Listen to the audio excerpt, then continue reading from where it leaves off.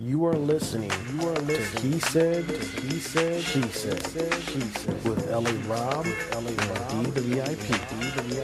Oh, yeah. Okay, and we are back. You are listening to He Said, She Said, this special edition. In this edition, it's going to be two guys talking about Star Wars. And I have a special guest. Somebody who I've been friends with for a very long time.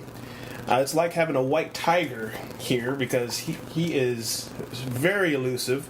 But nonetheless, he is here. Very busy man. Mr. Chris Campbell. Thanks for coming on the show, bro.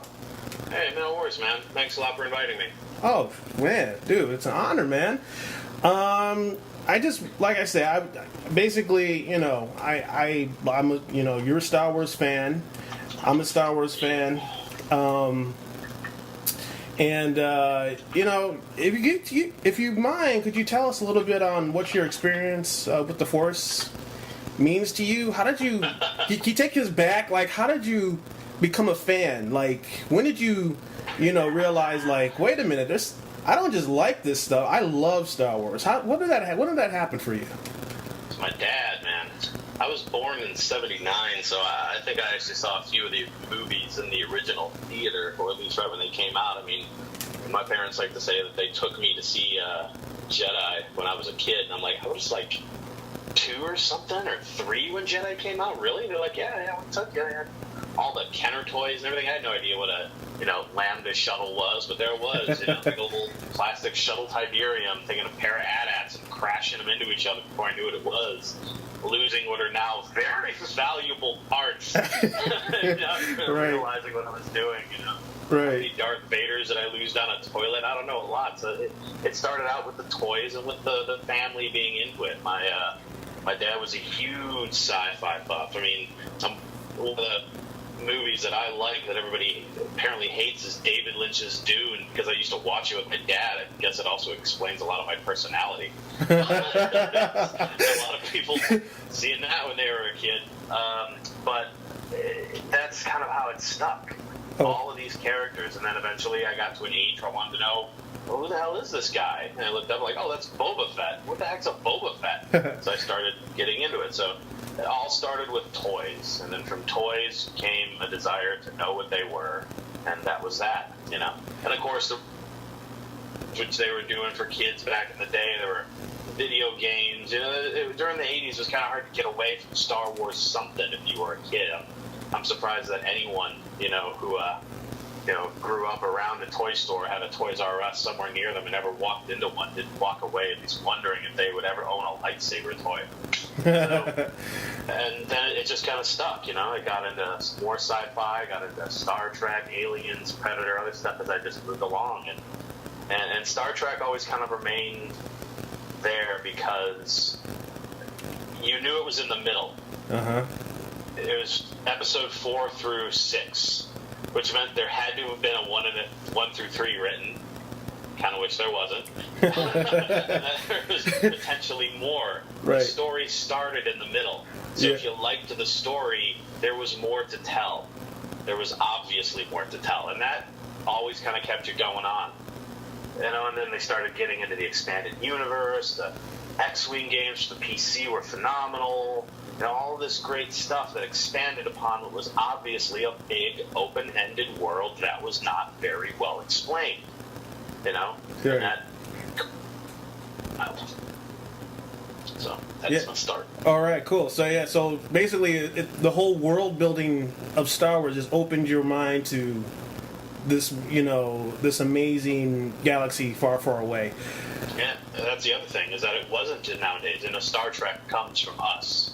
This was a long time ago somewhere else. It was clearly far, far away in a completely different part of space and time that you couldn't even fathom.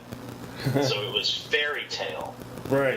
Rather than be science fiction. It was science fiction, but that fairy tale aspect to it, it just had a lot that was very appealing to somebody who would like to let their mind wander. Being a fan of Dungeons and Dragons and a bunch of stuff, I'm used to making up stories on the fly. So. Okay. Oh wow. Okay. Well. Oh, I do know. So to catch us up, it's a little bit, getting closer to current events right now. Disney now owns Star Wars. George Lucas sold the rights and everything to Disney. Leia's a Disney princess. Yeah. So she's canon. So there's Elsa or Leia. You can take a pick. Anyone else? Yeah, and I thought that was unusual. That I didn't think that would ever happen, and so with him selling Disney immediately says we're making Star Wars Episode 7. Right. Okay. And Episode 7, as we're speaking, has happened, and J.J. Abrams directed Episode 7. So when the credits, can you tell me? Can you take us back? When you're sitting in the theater, you're about to watch Episode 7, what were your feelings before you seen it, and what were your feelings after you saw it? After being burned by having my favorite, I suppose, my favorite science fiction movies, my favorite science fiction, what's a good word I'm looking for, series, and the intellectual property that I love so much, be redone and getting burnt on it or expanded and it not holding up to what I remembered. I was hesitant. I was going into this with a little bit of optimism, but I wasn't going to be like, oh, this is going to be amazing. I'm like, J.J. Abrams. Yeah. What's the rating of this? Are we family rated? No. This is mature. This you can say whatever you want. Okay. Yeah. Gotcha. Okay. He's the one who completely fucked up Rapid Comic putting Benedict Cumberbatch in there when he should have made Khan Joaquin, who was Khan's right-hand fucking man, that blonde white dude that was with him in the movie. I thought that would have been a much cooler twist on it. So he could have. So I'm wondering if it's going to be, fun directing, kind of a neat idea, but... Right. Are you a fan of the prequels? Were you a fan of the prequels? The prequels? Yeah. No. Okay. All right. No. So you don't like the prequels, and you also didn't like Clone Wars. Were you a fan of Clone Wars? Clone Wars was all right. I didn't like episodes 1 through 3 a lot. I've seen them all at least once, and I have not seen them since. Okay. So just so we know where you come from, some people. I thought for some movies they were fun, but I thought that the some of the storyline and the plot was laughable and forced. Some of it was really cool and nice. I thought it was great to sort of build out the world. I thought that some of the enemies and stuff that were done were fairly contrived. I didn't really think that what the intellectual property could have done, what Lucas could have done with it, he could have done so much more. So much had been built that he kind of just painted by numbers, and in some ways he almost used potentially like an old Mr. Dr. Sabetso as Anakin Skywalker. I mean, I was not very happy with Hayden Christensen's performance. Right. Especially not that iconic of a character to kind of wind up being a sort of wimpy thing. And I think that was a big issue with the prequels. And maybe this is unfair to say, but episodes 4 through 6 had been stewing in the minds of people for so long that we had come up with 1,000 different scenarios on how to make the best prequels you could. Right. I mean, the script had been written by fans 150 times over, and some of those scripts were really, really fucking great. Right. There are actually some excellent ideas and stories out there about how all these characters were interwoven, how they all sort of were fated and brought together kind of by concepts of the Force. The Force remained heavily mystic. There's all this really cool shit that people thought up and did, and in some ways it was even in the Timothy Zahn novels in the expanded universe. It was part of the lore already. It already kind of existed, and this stuff was things that we've been thinking about for over a decade. Right. And then we're like, oh shit, Lucas is coming back to do it, and yippee. Wait, hold on, but he's a racist stereotype, and he's gonna make you hate me. Great. Oh Jesus, is this really what we're doing? Yeah. Right. Why does that?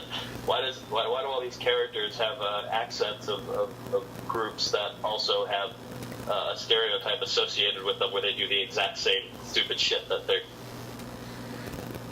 Did somebody not think this through? Apparently not. Then it just kind of continued on with Attack of the Clones, sort of faceless robots that they were fighting, with sort of an empty enemy, you know? Mm-hmm. And then in the end, you have sort of okay, I'm okay, but I'm going to kill Padme now. I'm just going to murder all the Jedi and kill a bunch of kids. Like, oh, well, that was quick. That was completely believable there. Right. Just totally changed over the course of one movie. Wow. And you went from just kind of I've seen characters in Dark Heresy 40K and Shadowrun games go bad really fast, but I don't kind of expect it from a movie. Right. That's stuff you do when you're 18 and hopped up on a shitload of Mountain Dew and you really can't stand the fact that the DM's a dick, so you decide to take your elf and just shoot the barbarian in the back of the head with an arrow. Right. Yeah, that's great, fantastic for a game, but that's really the plot you're going to go with there, Lucas. So yeah, wasn't a big fan of the prequels, to put it lightly. Oh wow. Okay, well, so all right, so now we're in the era of Disney owns Star Wars. Disney is a very family-oriented company. Very really focusing hard on the 4 through 6. Very conservative. Very conservative. Maybe people are thinking this would be good because you look at what they've done with Marvel. But that's a good point. They did a lot of good things with Marvel, but let's be honest. I mean, you look at what the difference with what Fox is doing with Deadpool. Deadpool is an R-rated superhero film. Yeah. Very profitable. With I remember I was watching I think it was Avengers: Age of Ultron, and there's a scene in there where they're kind of bantering about language and not saying too much because they know kids are watching. So I don't think you'll hear the F-bomb or anything like that, or sex scenes or anything like that appear in a Disney Marvel movie, which is fine. But for Star Wars, everyone has this idea of what they think Star Wars is. Kathleen Kennedy is, the head honcho at Lucasfilm, and she's been, trying to get more diversity, trying to have, more female-centric characters, trying, we have John Boyega, he's a, everyone popped up and, he's a black stormtrooper, and, listen, you and me are of an age where, we remember the original series, but there's these millennials coming up where the prequels were their first entry into Star Wars. Yeah, that's in theaters. Yeah, and so for some of them, they grew up on the prequels, and they're seeing the sequels, and I mean, all that stuff that we have, I feel like we're kind of being bypassed in favor of, the more of what we're the broader audience that Disney is going for, and you can't blame them. They spent $1 billion. They're building Star Wars Land right now. And, they have a lot of interest in Star Wars, The money they spent, they damn well better. Yeah, with the, and, I mean, I've driven by Disneyland, and I've seen, what they're doing, and, and Star Wars Land is going to be incredible. But like I say, so recently, a couple directors were fired, they're making a Han Solo movie, because like I say, because this is different because I like the idea of spin-offs and I love that, the idea of having a spin-off. Sure. Rogue One I didn't really want to see that, but it turned out really great. It was cool. It was the best Star Wars movie that I didn't know that I wanted. Right. Han Solo, I didn't really want that, but I'm going to get it anyway. Yeah. You're in the ear of the same thought. I have Rogue One. When I saw it, I'm like, that could kind of be interesting if they make it dark. If they keep it dark and they keep it twisted, because, I mean, I'm assuming everybody. We all knew everyone was going to die. Yeah. We just knew that assumption. We knew it going into it. We're like, sorry, hey, spoiler if you haven't seen Rogue One, everybody dies. But you didn't. You kind of knew that because we hadn't heard of any of these characters ever. Okay, they hadn't been done. They're nothing. They came from nowhere. Right. So if they came from nowhere, that is where they had to return to for this to be a good movie. And they paid it off. They did it. They killed them all. They did what they were supposed to do. And they made Darth Vader a badass again. They made me realize why he's fucking feared. and they also tied in a lot and cleaned up some loose ends from Episode 4. Figured out why is the Death Star so shoddily built? How'd they miss this? They explained stuff, including why Darth Vader's so pissed at the start of the first movie. Right. They did all of this stuff, and they're like, that is smart. Yes. It was smart. It was smart filmmaking. It was a smart story choice. The things that you did, you made us care about these characters. You killed them. You made us hate the Empire and know that they're bad and see why. Like, Right. actually see why the Empire is feared and hated, and see them for the terrible totalitarian group that they are. Yeah. That was successful. Yeah. Now, Han Solo. Well, Han Solo ends up. I know the end of that story. What are you going to tell me that I don't know? Right. Prequels that are based on a thing, I usually can be okay with. Prequels that are based on a character's origin story, why do I want to see how he became Han Solo in the Millennium Falcon? I know he got the Millennium Falcon, I know he won it from Lando, and then I know that he died being a shitty deadbeat dad who pretty much fell out of it and was, walking around like he's, a bunch of my friends with, their divorced pops drinking 40s and showing up only to scream racist shit at him and take all their money and run away. That's pretty much what they turned fucking Han Solo into, is they turned him into a shitty deadbeat fallen out dad who's, trying to get back his ship. He's a curmudgeon Clint Eastwood motherfucker on a porch, saying, get off my fucking lawn. Okay, great, good job. You turned him into a charlatan, hopping from truck stop to truck stop, trying to peddle his Wookiee fur, looking for his lost ship because he sucks at cards and he can barely remember shit, or, have to take a piss without it hurting. That's a great way to leave the character in my memory. Thanks a lot there, Abrams. Right. But I know where he ends up. I know where he ends up. I know where he dies. I know the middle story. I know how he gets involved. I know how he becomes a general. Right? He's a general, right? You're right. General? Yeah, he's a general. Yeah. He winds up a general, leading, a great attack that destroys not one but 2 Death Stars. And you're going to show me, him hustling cards and running around with just kind of being a hustler. Well, I mean, it might be fun, but I'm curious what that's going to add to the story of Han Solo. That's going to make the middle 4 movies, or the middle 3 movies, and the 7 become more cohesive. How does it add to the overall part of Han Solo? And I don't know. I'm thinking how they're going to do it, and I can't think of it. One suggestion was maybe they would just add some character, add some comedy. They hired Phil Lord and Chris Miller. They did the Lego movie, and I love the Lego movie. Yeah, it was actually really it was good. really entertaining. Yeah, it was really good, and it was meta. It was very well done. So they figure, okay, the directive is we're going to hire these young new directors to usher Star Wars into this new era, and the second they start actually doing stuff, because I guess Lawrence cashed in and his son wrote the script for Han Solo. So they decided, they're going to try a little improv, and it got back to, Kennedy that they were doing that, and they were fired. And replaced by, the safest director imaginable, Ron Howard. Right. Yeah. Really? Oh, wow. So why is it that Star Wars is this thing where it's it's supposed to be creative and it's you're supposed to have this imagination and but then when it comes to actually doing it, they're just risk averse. They're just, for whatever reason, they're by the numbers. And that's the weird thing, because it definitely worked with Rogue One. Killing every character is pretty goddamn risky. Yeah. So how were they not risky there? And that was a success. Well, but when someone tells them they're taking a risk with another one, they go against the grain. I don't get it. Well, Rogue One was directed by, supposedly on paper, it was directed by Gareth Edwards, who came off of Godzilla and came from the indie world. But during reshoots, he was kind of pushed aside, and another director was plugged in, and I believe an editor was fired, and. So now it seems like they're kind of going with Marvel, where the directors of the films don't really matter as so much as the producer does, Right. You look at you look at Ant-Man. Nobody knows who directed Ant-Man. You look at who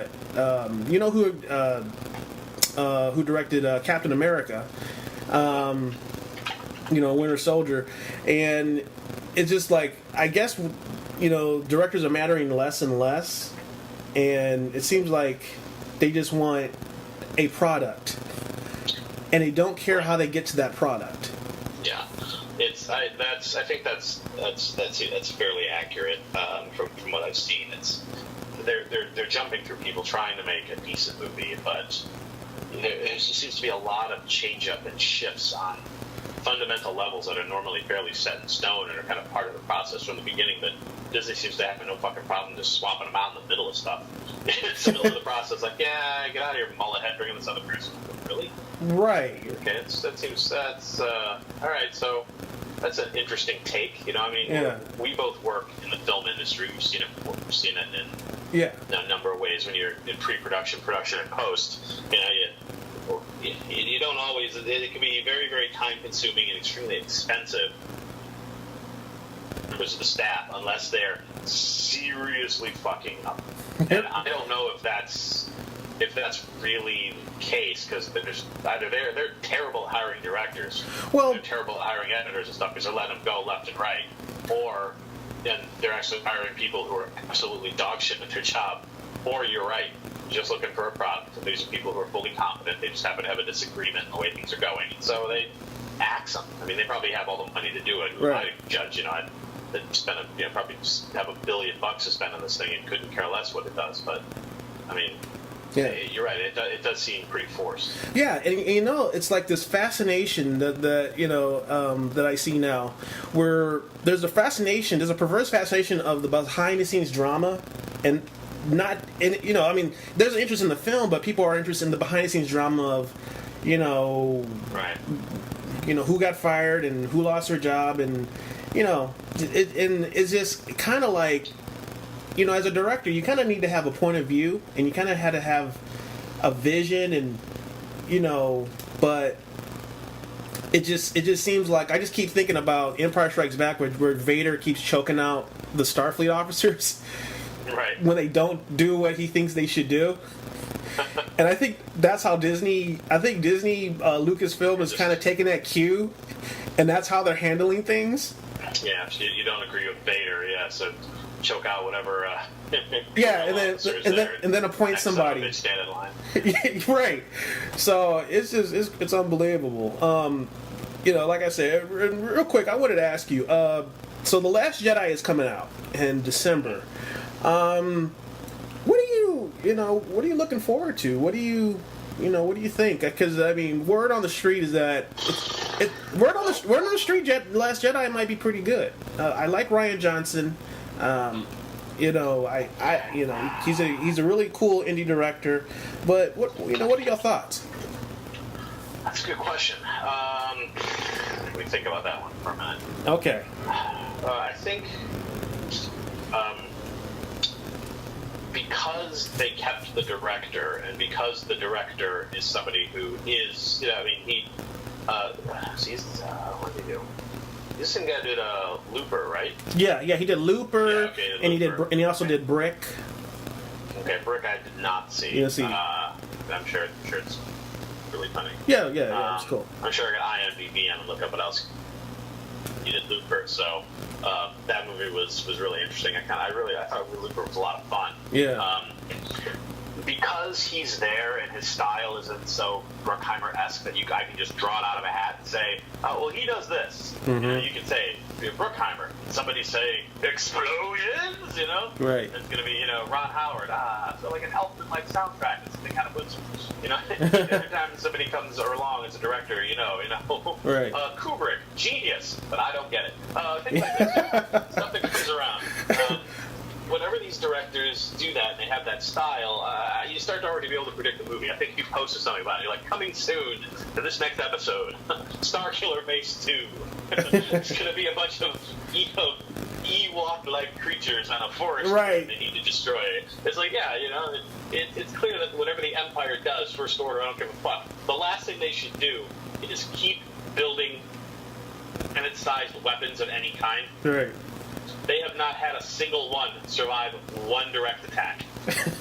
Every time they build one, the first attack always destroys it. So Just stop. Okay. Just stop.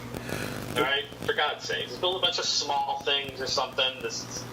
Yeah. That's kind of how it should work. So. Okay, so now, and I also wanted to ask you. So Luke Skywalker is actually going to speak in this one, right? Yeah.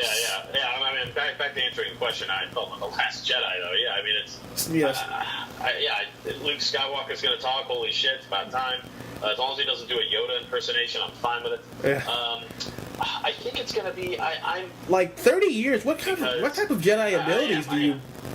Yeah, I don't know how it's going to be, but I'm going to remain optimistic. I think Abrams helming the final one, episode 9, already makes me go, well, that movie's fun.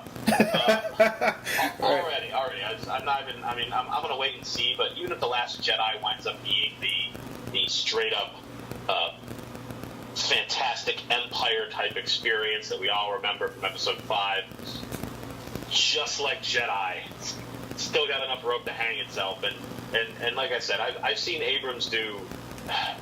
I think his directorial style is fun, but I think that his choice of sticking with certain story elements and going forward with that, and the things that he chooses to do when it comes to the actual, he's sitting in front of that avid station and he decides to keep that zine, I don't like it. I don't like those things. I don't like some lazy ass storytelling that has fairly good, decent performances. Usually performances that I buy. Right.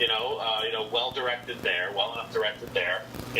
Nobody was Hayden Christensen wouldn't. Mm-hmm. By the way, if you've seen him in his other stuff, Hayden Christensen, I have no idea what the fuck Lucas was doing. He's not like that in anything else I've seen. Oh yeah, I've seen Hayden. Yeah, I've seen. He's nowhere near as wooden. He's like, how does he have personality and shit? What did Lucas say to him? Just act this out as much like an automaton as you can. how do you fuck it up that bad? Wow. Okay.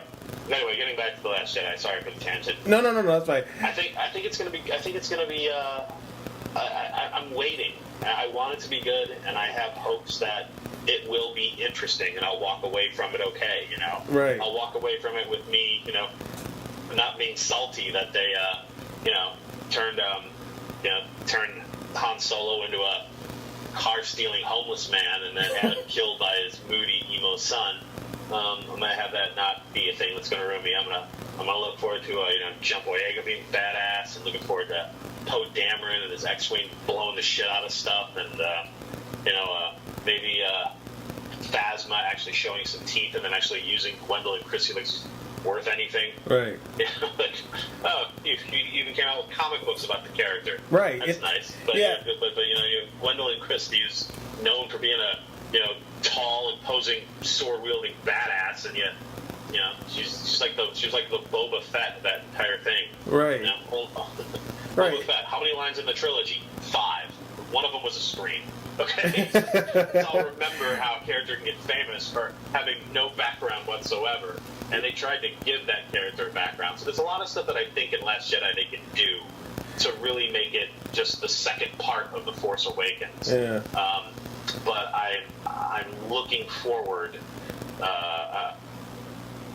sitting down with Star Wars again from a director who I cannot guess. I want a director I can't guess what's going to happen. Right. And I could do that with The Force Awakens. I'm like, he's going to die. This is going to happen.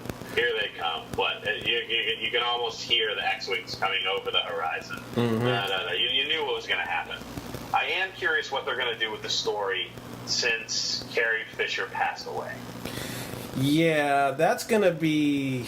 no, she actually filmed all her scenes. I think episode 9... 9. She didn't film them for 9. No, that's what I'm saying. Yeah, for episode 9, I say... maybe her ship was destroyed or something like that, or... Maybe. I mean, are they just going to end it with her just being there, and the next movie she's just not mentioned at all? Well, they ghost her, like a Tinder date. Just out of nowhere, don't care anymore. Don't even answer a phone call. I mean, I want to know what they're going to do to wrap up the story of that iconic character and give some respect to the passing of an actress that was been part of the lore and the history for so long. Yeah. I'm just curious. Yeah, well, the original idea I heard on the was just how Luke had to kill his father. She would have had to kill Kylo Ren, and that was kind of what they were going to do, but that's not an option now. So Right. That's a tough one, and I think I can see why Colin kind of had problems with the script, because that's a tough call. I thought they kind of had this thing outlined, but wow. Yeah. But anyways, so like I say, you've been very generous with your time. I appreciate it. If anybody wants to, No worries, man. if anybody wants to follow you, do you have any? I don't know, Instagram or whatever. If people want to follow you. Oh, you don't do that? Actually, I'm You actually have a life. Pretty disconnected. I do have a website that I use for media every once in a while. It's c4media.com. That's C4 media.com. It's a site for my company that does post-production and animation here in the DC area. So. Oh, cool. You can probably check it out and get connected to me there. If anybody wants to bullshit Star Wars, sci-fi, or gaming in general. Rob, I'm a friend of yours. So you can look me up through you. Yeah. I mean, I'm pretty much a easy to find type guy. So yeah. Mm-hmm. Yeah. Yeah, man. Well, hey, it's been a pleasure talking to you. Yeah, let me know anytime you ever want to bullshit sci-fi or Star Wars. I'll be around. Fuck yeah! All right. Thanks for coming on the show. Really appreciate it, bro. Have a good one, my friend. You too. Peace. So look, to follow us, you can go to iTunes, tune in. You can like us on Facebook at He Said, She Said, LA Rob, and Be the VIP. There's a lot of He Said, She Said out there. So make sure it says LA Rob and Be the VIP. Also, you can follow us on Twitter at LA Rob and Be the VIP. And if you want to follow LA Rob's his stuff, you can go to Mel Hondo, MALEHONDO at YouTube. Did I say everything? You did? See? Well, no, wait, you missed one. What? Lord Tyree, LORDTYRE. That one is one of my older. And I'm not calling him Lord anything. So that's probably why I messed up. At least not on mic. Yeah. Alrighty. Or off mic either.